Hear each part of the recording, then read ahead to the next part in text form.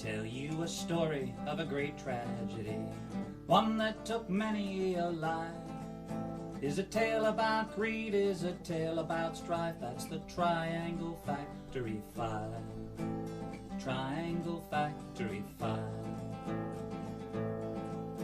It was 1911 in the city, New York, a building where fashions are made.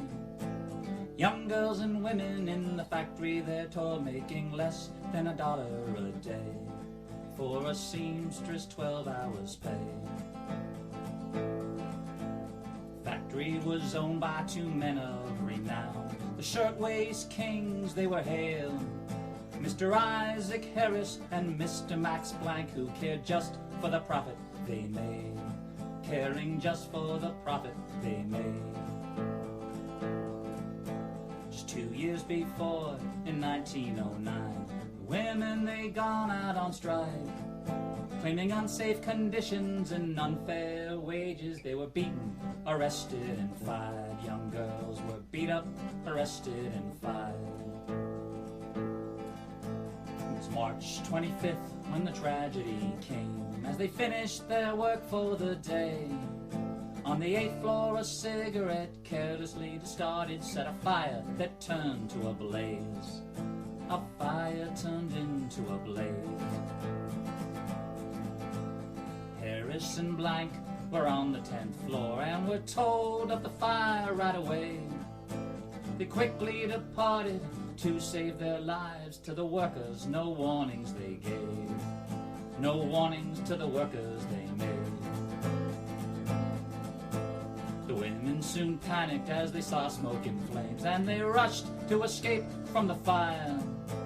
But Harris and Blanck had locked up the doors, and the women, they screamed for their lives. The women screamed for their dear lives. There was only one fire escape to be found, and it snapped like a twig and it fell. All that the women could do then was jump, for the 8th and 9th floor became hell. The 8th and 9th floor was their hell. Witnesses watched as a man on the ledge helped the young girls from the flames. They jumped from his arms to their certain death before he too did the same. The young man too jumped to his grave. It was just 20 minutes from start until end that children rained from the sky.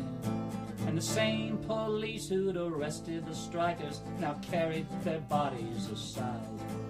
146 died.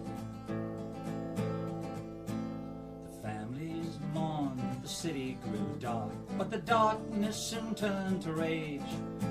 They looked to the courts to find their justice, for Harris and Blanck had to pay.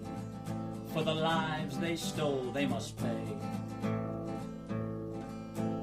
Trial, it lasted only 2 days. Not guilty, the verdict they gave.